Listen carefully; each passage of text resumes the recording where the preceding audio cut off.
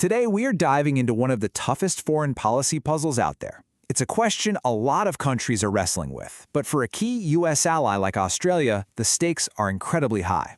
How do you navigate a world stuck between a rising, powerful China and, an increasingly unpredictable United States? It's a high-wire act with no safety net. And at the very heart of this problem in Australia, you've got this really deep and, as one top analyst put it, increasingly nasty divide. This isn't just some polite debate in a university hall. We're talking about a genuine battleground of ideas, with two hostile camps so entrenched that finding any common ground seems almost impossible. So, what is this great dilemma exactly? Well, you can think of it as a fundamental clash between two completely different visions for the future. It's a showdown that pits old, historic alliances against new, powerful economic realities. So let's break down these two hostile camps. On one side, you have the China hawks. Their argument is pretty straightforward. Australia has to stand firm with the United States to protect the world order that served them so well. But on the other side, you've got the U.S. declinists. They look at the world and see American power fading, and they argue that Australia has absolutely no choice but to learn to live in a region that's increasingly dominated by China. Okay, so to really get what's at stake here, we have to ask the big question. Is American power in Asia really fading? Or is the truth a little more complicated than that?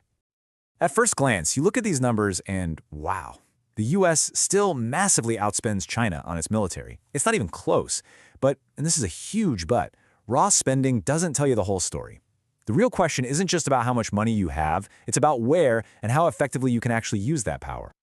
And this brings me to a brilliant concept from way back in the Cold War, from a strategist named Dean Acheson. He talked about creating situations of strength. The idea is simple but powerful.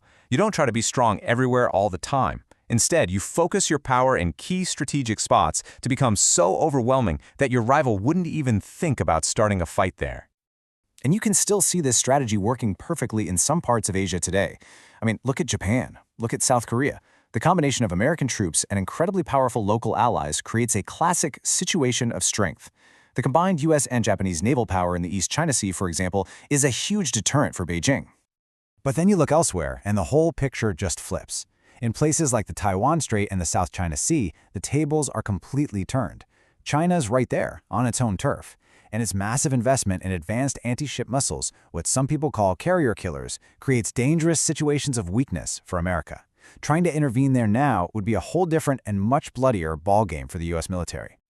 So you've got this messy picture, strength in some places, weakness in others.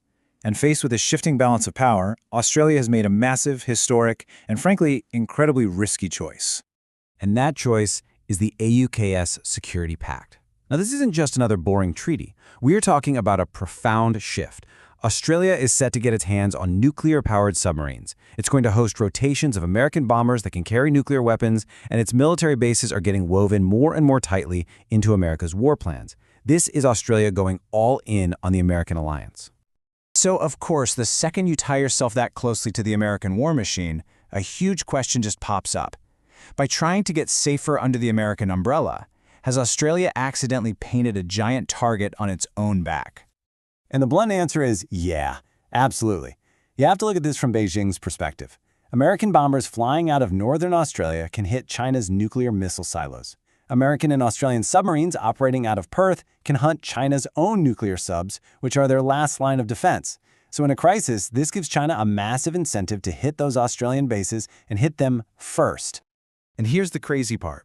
Just as Australia is doubling down, betting the farm on its dependency on the United States, the reliability of its protector is more in question than it has ever been. And of course, we're talking about the possibility of a second Trump presidency. This introduces a whole new level of uncertainty. I mean, when he was asked about defending Taiwan, a cornerstone of American policy for decades, his response was basically, why are we doing this? He questions the very foundations of the alliances that Australia is now betting its entire future on. You know, his philosophy here isn't that complicated. America first sees the world in terms of deals. Alliances aren't partnerships built on shared values, they're protection rackets.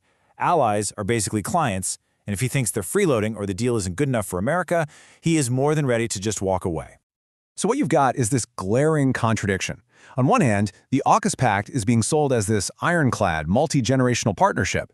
And on the other hand, you have a potential U.S. president who looks at those kinds of commitments and sees a bad deal for America. He offers zero guarantees. And here's the real kicker. It's written right there in the fine print of the deal itself. The U.S. law that makes AUKUS possible explicitly allows a future president to block the sale of the submarines to Australia if they decide it would weaken America's own Navy. And given the U.S. Navy's own submarine shortages, that's not some fantasy scenario under a Trump presidency. That's a very real possibility. So you add all this up, this shifting balance of power, this huge strategic bet with AUKUS, and a protector who might not show up, and it puts Australia in an unprecedented, and let's be honest, a truly perilous position. You know, this quote from analyst Emma Shortis is pretty blunt, but it just cuts right to the heart of the whole thing. Using the language of Trump world, she says all this anxiety boils down to one question. How do we make sure Daddy stays?